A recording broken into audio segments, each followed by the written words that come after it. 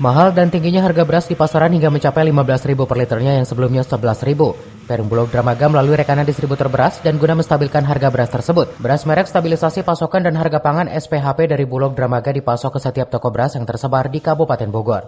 Pasokan SPHP ke setiap toko beras disambut oleh para pedagang. Pasalnya adanya beras tersebut selain berkualitas dan harganya sangat terjangkau di kalangan masyarakat.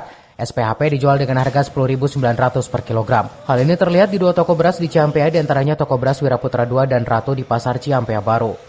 Pasokan beras SPHP oleh distributor sebagai rekanan Perum Bulog Dramaga membatasi pasokan tersebut. Setiap toko beras akan dipasok sebanyak 2 ton dengan kemasan 5 kilogram. Dengan adanya pasokan kiriman beras SPHP dari Perum Bulog ini bisa menstabilisasikan harga beras yang semakin lama semakin melonjak. Diharapkan kedepannya dapat kembali stabil dan bisa lebih murah dari harga sekarang.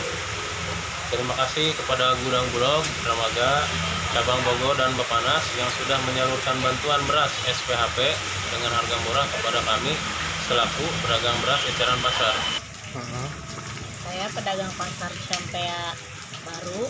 Terima kasih kepada Gudang Bulog Dramaga Kantor Cabang Bogor dan Bapanas yang sudah menyalurkan bantuan beras SPHP dengan harga murah kepada kami selaku pedagang beras eceran pasar. Semoga dengan adanya pasokan kiriman beras SPHP dari Perum Bulog ini bisa menstabilisasikan harga beras yang semakin lama semakin melonjak.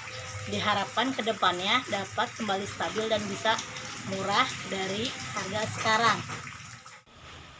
Terbantunya para pedagang beras maupun toko beras di Kabupaten Bogor diharapkan mampu menstabilkan harga beras ataupun menurunkan harga beras di pasaran. Para pedagang mengapresiasi dan berterima kasih terhadap Perum Bulog Dramaga.